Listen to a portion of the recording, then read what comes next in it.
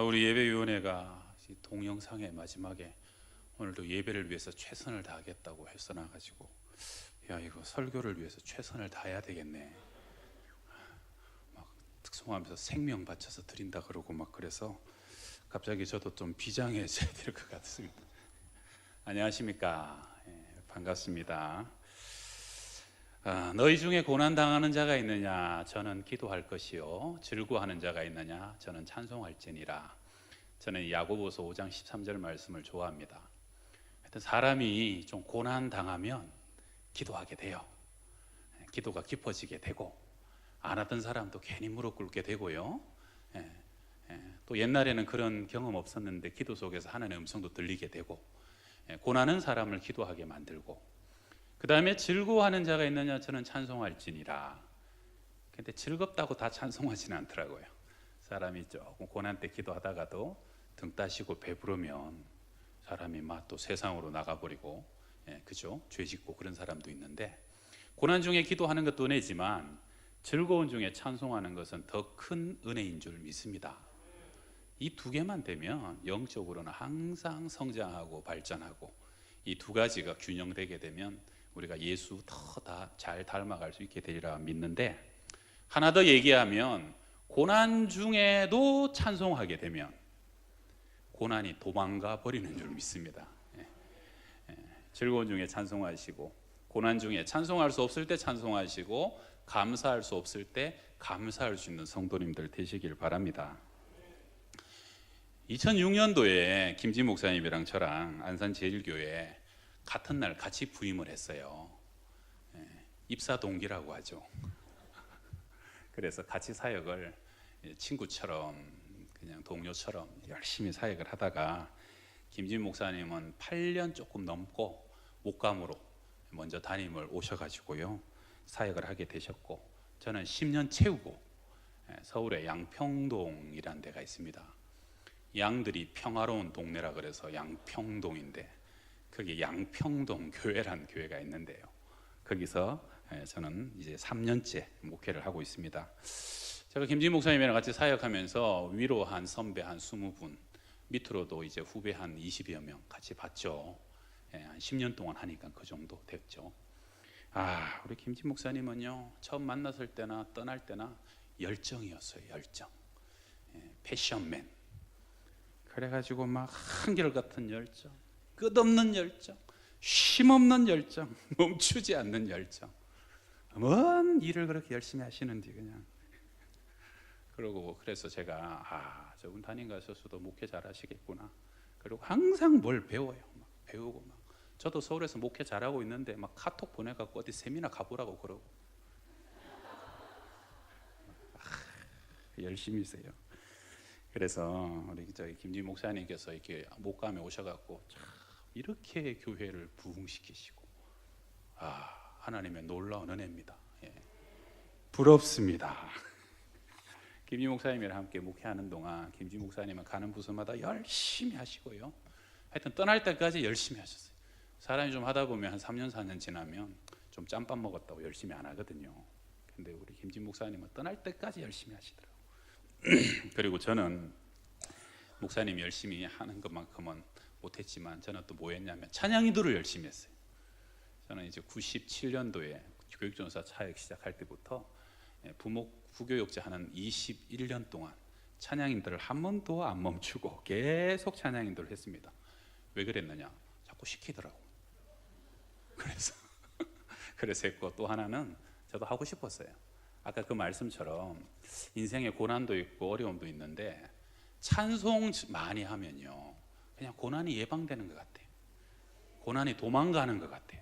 입술에 열매를 맺는다고 감사하고 찬송하면 그때부터 하나님의 평강 주시고 기쁨 주시고 즐겁게 해주시고 이 찬송의 자리가 복자리고 은혜의 자리고 예배를 섬기는 것이 얼마나 큰 축복인지 이사야 43장 21절에 이 백성은 내가 나를 위하여 지었나니 나의 찬송을 부르게 하려 함이니라.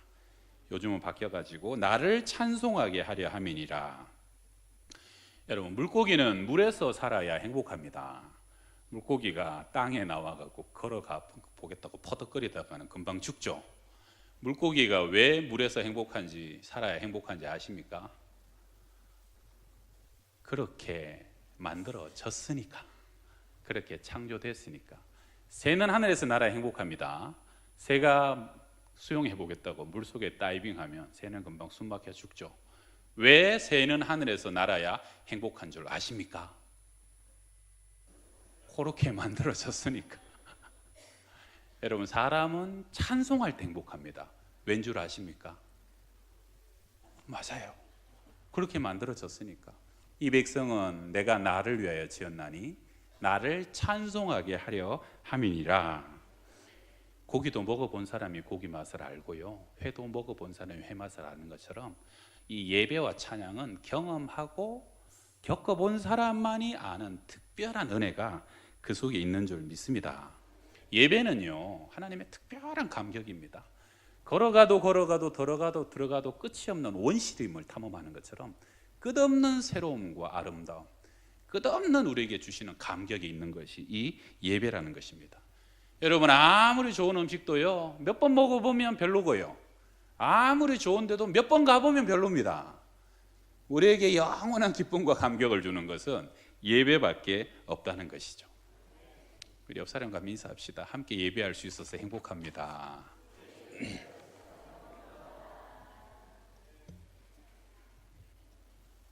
저랑 김진 목사님이랑도 친한데 저희 사모님랑 우리 김진 목사 사모님이랑도 되게 친해요. 그래서 이 교회는 처음 왔는데 친근하네요. 시편 34편 8절에 너희는 여호와의 선하심을 맛보아 알지어다. 그에게 피하는 자는 복이 있도다. 맛보아 안다. 여러분, 낑깡 아시죠? 낑깡. 그게 이제 한국 순수 말로는 금귤이라는 말이 있습니다. 이쁜 말이죠. 제가 캘리포니아에 잠깐 살았었는데요. 캘리포니아 가니까 오렌지도 있고 자몽도 있고 레몬도 막 그렇게 많은데 낑깡이 없더라고요, 그 동네. 희한하죠. 그래서 그 동네 사람들한테 낑깡을 설명해 주는 거예요. 먹어본 적이 없고 본 적도 없대요. 요만하다고. 이만한데 이렇게 색깔은 오렌지보다는 조금 연한데 레몬보다는 좀 진하고, 그래갖고 그걸 이렇게 입에 딱 넣어보면 오돌토돌해요, 그죠? 오돌토돌한 걸 한두 바퀴 굴리다가 이 어금니 사이에 푹신푹신하잖아요. 칵 깨물면 거기서 물이 확 터지잖아요. 달기도 하고 시기도 하고 그 아주 독특한 물이 터지죠. 그러면 그걸 씨랑같이 씹어가지고 먹으면, 여러분 다 아시죠? 그게 낑깡 맛인 거예요. 근데 이걸 설명하기가 어려운 거예요. 어떻게 해야 되는 겁니까? 먹어봐야 하는 거죠.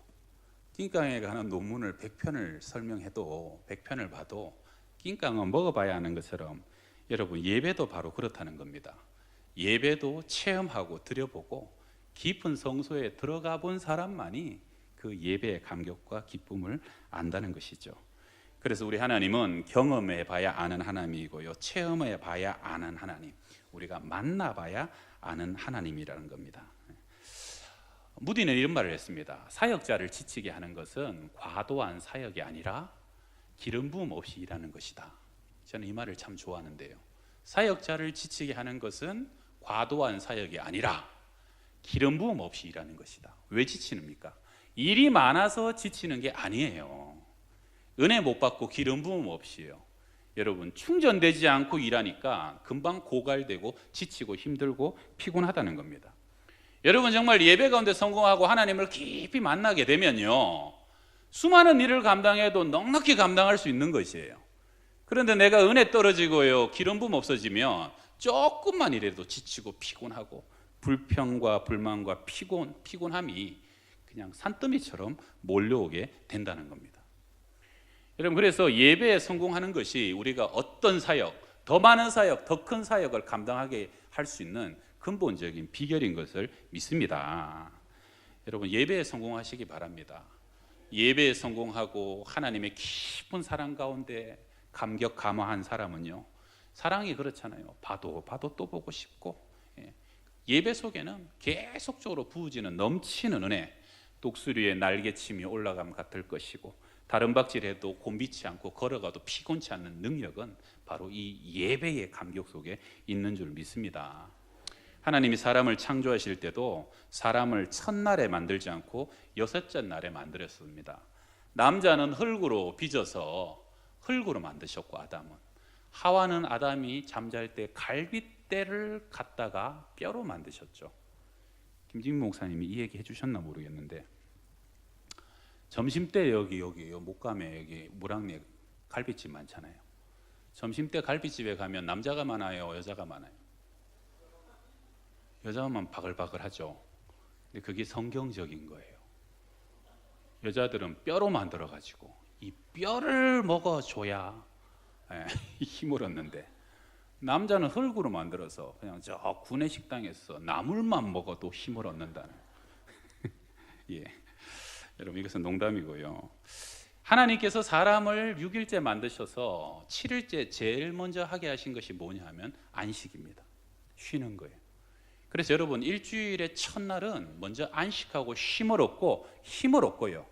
여러분, 먼저 쉼과 힘과 위로와 은혜를 받아야 나머지 6일을 승리하게 되는 줄 믿습니다. 그래서 일주일의 첫날은 주일이고요. 우리 삶에서 제일 중요한 것은 예배하는 것이고 하나님을 만나는 것인 줄 믿습니다. 어거스틴은 19살의 사생활을 놓고 끝없는 목마름 속에서 점성술 또 우상을 섬기고 마니교를 섬기는데요. 그러나 그 속에 갈급함과 마음의 허전함에 채워지지를 않았다는 것입니다. 암만 안간힘을 해도 채워지지 않아요.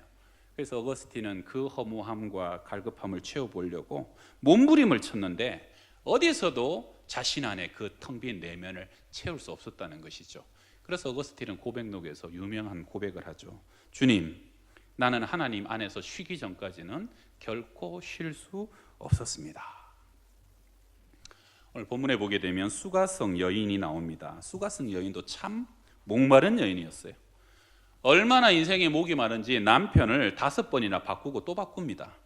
돈 많은 남자도 만나봤을 것이고, 잘생긴 남자도 만나봤을 것이고, 힘 좋고 용감한 사람도 만나봤을 것이고, 또 혹은 자상하고 배려심 많은 사람도 만나봤겠죠.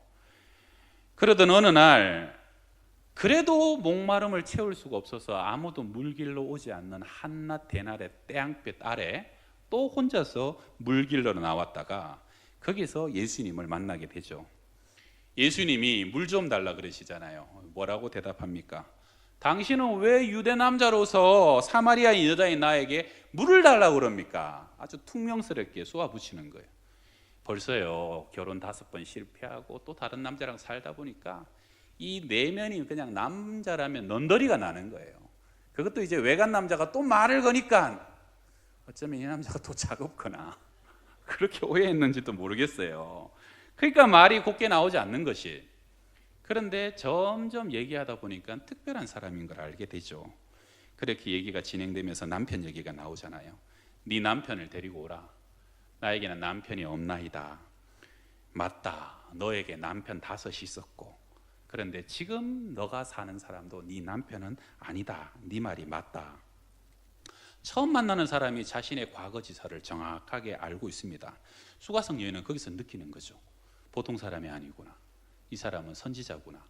그리고 그 예수님과의 짧은 만남 속에서 다른 사람에게 경험할 수 없었던 그 위엄과 어떤 권위를 느꼈을 겁니다. 그리고 나서 여기서 참 재밌는 게 뭐냐면 특별한 사람이다. 이 사람은 선지자다. 그리고 이 여자가 예수님께 제일 먼저 묻는 질문이 뭡니까? 20절입니다. 우리 조상들은 이 산에서 예배하였는데 당신들의 말은 예배할 곳이 예루살렘에 있다 하더이다. 예루살렘입니까? 그리심산입니까? 어디서 예배를 드려야 됩니까?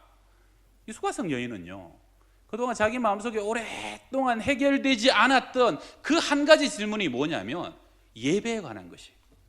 내가 어떻게 해야지 하나님을 만날 수 있습니까? 내가 어디서 예배를 드리면 그 하나님을 만날 수 있습니까? 하나님 만나고 싶었는데 하나님 만날 수 없어서 마음의 사모함과 갈급함을 채우고 싶었는데 수많은 남자를 바꿨는데 해결되지 않는 그 마음의 갈급함이 그 처음 보는 예수님 앞에서 터져 나오는 것이. 수가성 여인 안에는요 영적인 목마름이 있었습니다. 사실은 손가락 받아야 될 여인이라기보다는 우리가 그 여인의 내면을 가만히 보면 불쌍한 여인이에요. 찾고 또 찾고 싶었지만 어디서도 누구에게서도 찾을 수 없었던 사람인 거죠. 여러분, 마태가 비록 세간에 앉아서 세금을 걸으며 민족의 매국노의 업으로 살아갔지만 주님께서 그에게 오셔서 나를 따르라라고 말씀하셨을 때 그는 단번에 일어나서 예수님을 따라갑니다. 이것이 어떻게 된 일입니까? 왜냐하면 그 마태도요 세간에 앉아서 세금 걷고 손가락질을 받았지만 그 마태의 심령 속에서도 메시아를 기다리는 갈급함이 그 속에 있었던 거예요. 그래서 그 주님이 오셔서 나를 따르라 할 때 지체하지 않고 그는 일어나서 예수님을 쫓아갔다는 겁니다. 여리고성의 삭개오도 마찬가지입니다. 그것도 세리장이었어요. 그런데 그는 예수님이 오신다는 소리를 듣고요 뽕나무에 올라가서 예수님을 기다립니다. 예수님이 그 삭개오를 찾아오셔요. 삭개오야 내려오너라, 내가 오늘 네 집에 유하여야겠다. 단번에 내려와서 기쁨으로 예수님을 영접하며 자기 집에 맞아들입니다. 왜요? 그 속에서도 간절한 사모함, 메시아를 기다리는 마음이 있었거든요. 여러분, 사울조차도요 예수쟁이들 다 잡아 죽이면서 핍박하다가도 다메섹에서 거꾸로 지잖아요. 사울아 사울아 네가 왜 나를 핍박하느냐? 뉘십니까? 나는 네가 핍박하는 예수라. 그 음성 듣고 180도 변하여 그는 예수를 따르는 제자의 삶을 살아가기 시작합니다. 이 모든 사람들의 심령의 공통점은 뭡니까? 그들 속에는 메시아에 대한 갈구, 정말로 내가 하나님 만나고 싶다는 간절한 열망이 그들 속에 있었고요. 그래서 하나님은 그 열망과 사모함을 바라보시고 그들 각자를 주님께서 때가 되면 찾아가셨다는 것입니다.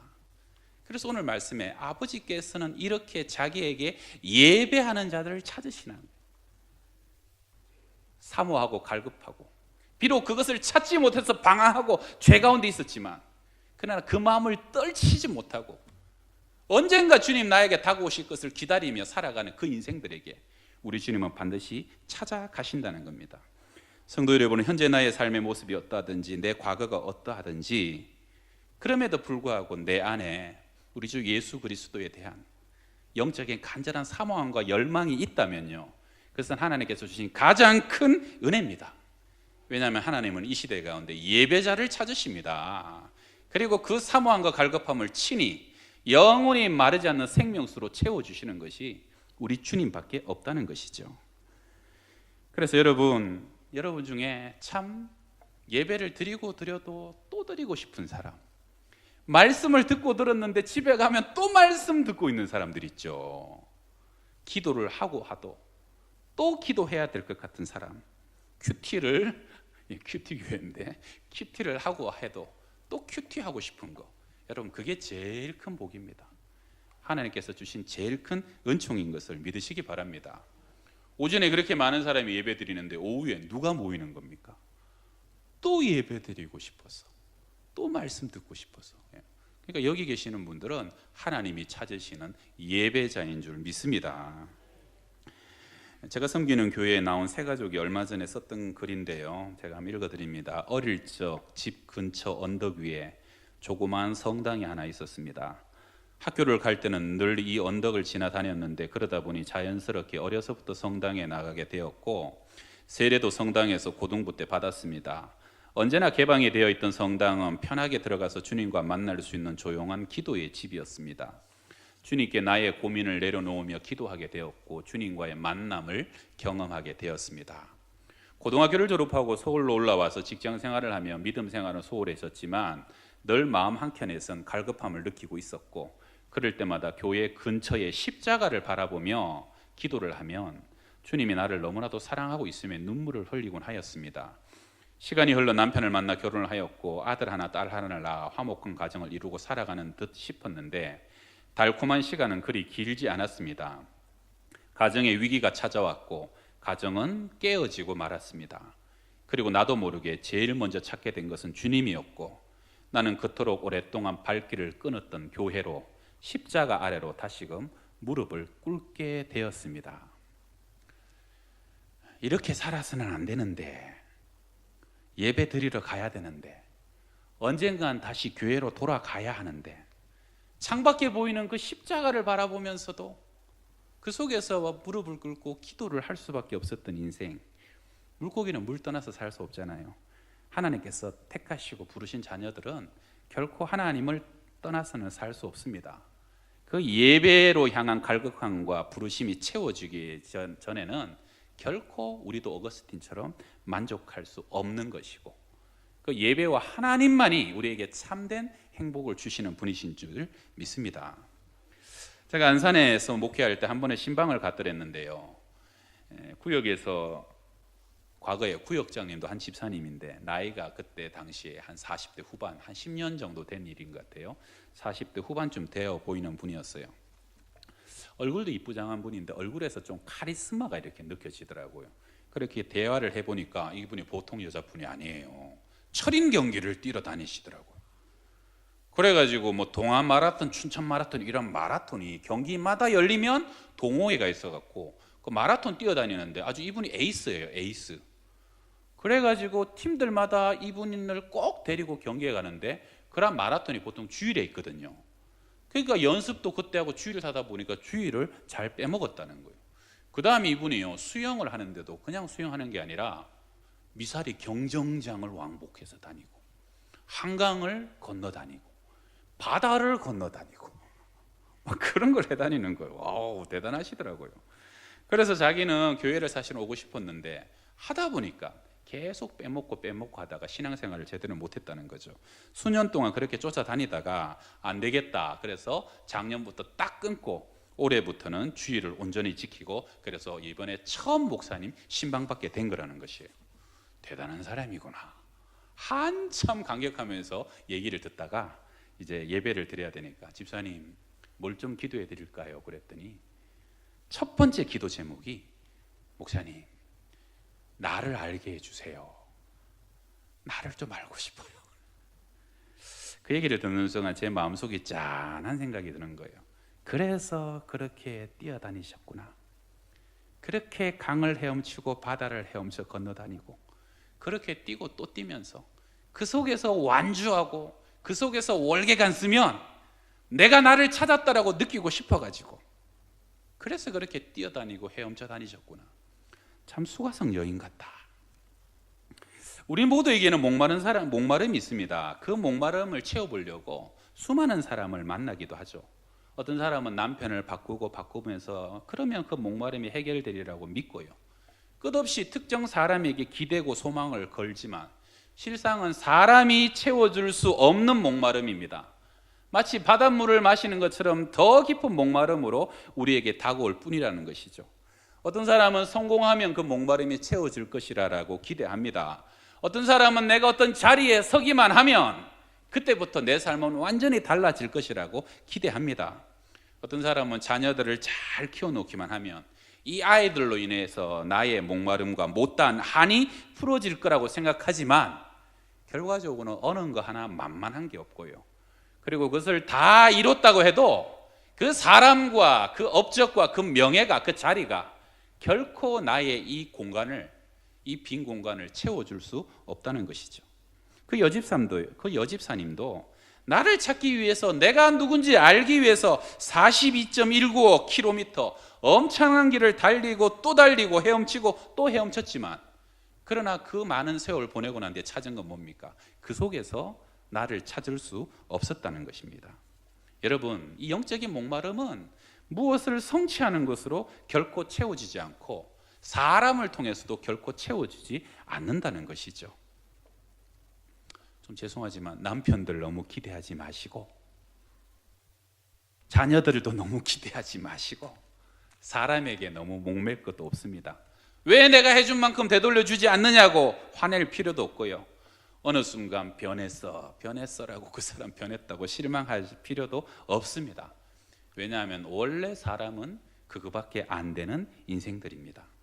지금 믿는 자도 내 남편이 아니니 네 말이 참되도다. 우리의 이 영적인 갈증과 목마름을 채워주실 분은요, 근본적으로 우리의 신랑 대신 예수 그리스도밖에 없다는 것을 믿으시기 바랍니다.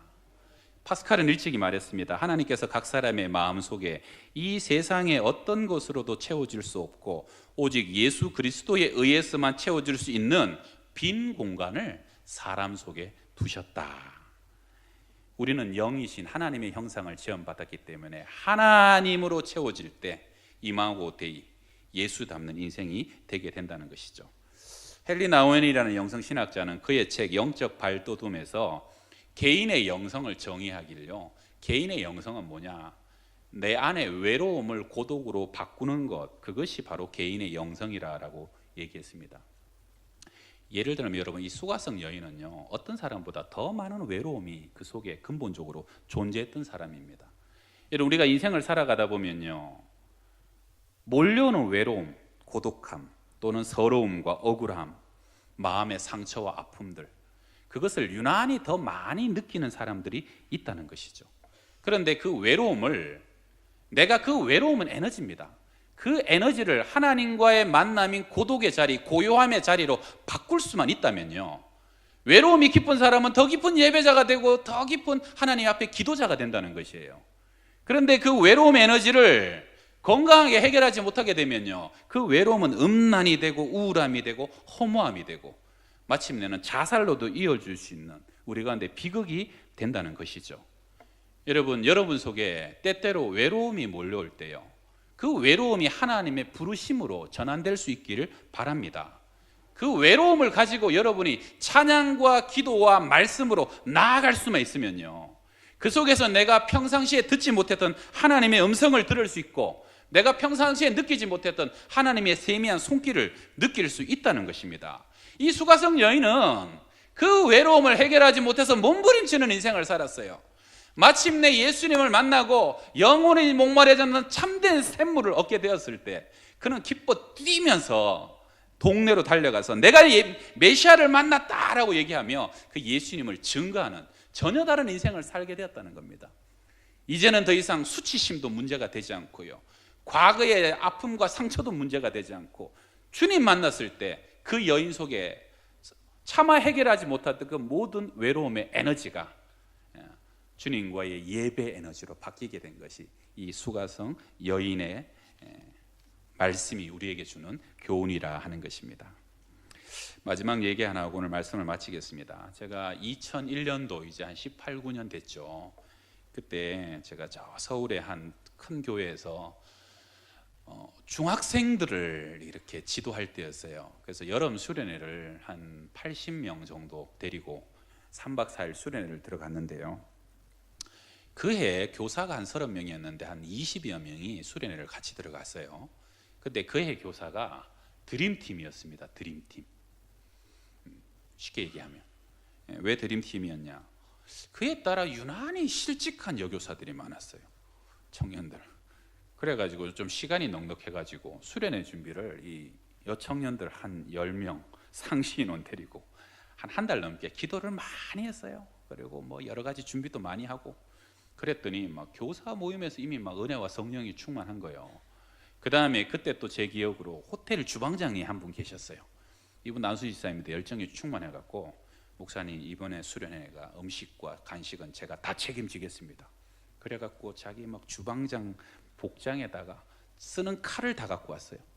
그래가지고 애들 앞에서 그 수박을요, 막 이렇게 큰 칼로 탁탁 쪼개가지고 다다다다다다다 하는데 80명 수박 간식을요 그냥 보는 앞에서 막 몇 분 만에 쫙 진설하기도 하고, 밥이며 간식이며 아주 호텔식으로 최고의 간식을 또 식사를 제공했고, 그 다음에 그때 또 남자 선생님들이 이 레크레이션 강사랑 노는 사람들이 있었어요.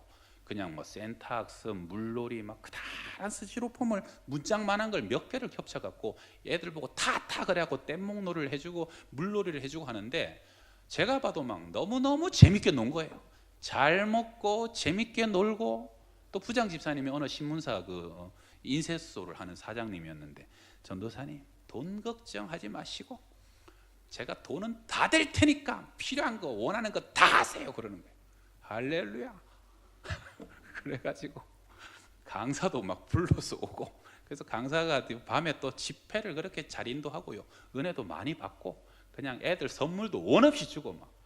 그래가지고 이런 수련회를 또 할 수 있을까 싶을 정도로 그렇게 모든 것이 다 잘 끝났어요. 물놀이, 식사, 레크레이션, 저녁 집회, 센터학습 어느 순서 하나 그냥 입댈 것 없이 너무너무 잘 끝난 거예요. 그래서 마지막 끝나는 날 참여했던 아이들에게 전원이요. 그 애들이요 중3이에요. 중3. 예, 중3 아이들이었어요. 중3 아이들 80명이었는데 그 아이들 전원에게 설문조사를 했어요. 이번에 수련회에서 제일 좋았던 게 뭐냐? 그래서 1, 2, 3, 4, 5%를 쫙 썼죠. 예, 그리고 이제 그 중에 1번이 이제 집회, 예배였는데 여러분 저는요 워낙에 다 좋았기 때문에 또 중학생들이잖아요. 그래서 뭐 집회도 좋았지만 다른 것도 많이 나와서 좀 골고루 나오리라 생각했거든요. 근데 참 놀랍게 그때 80%의 아이들이 예배, 집회 이유를 써놨더니 예배가 이렇게 즐거운지 몰랐어요. 하나님 만나는 것이 이렇게 감격스러운지 몰랐어요. 할렐루야. 교사도 놀라고 저도 놀라고 깜짝 놀랐어요. 이 어린애들이 진짜 원하는 것은 맛있는 음식이 아니었고 정말로 원하는 것은 재밌게 놀아주는 것이 아니었고 이 아이의 영혼 속에 있는 갈급함과 사모함이 있었구나.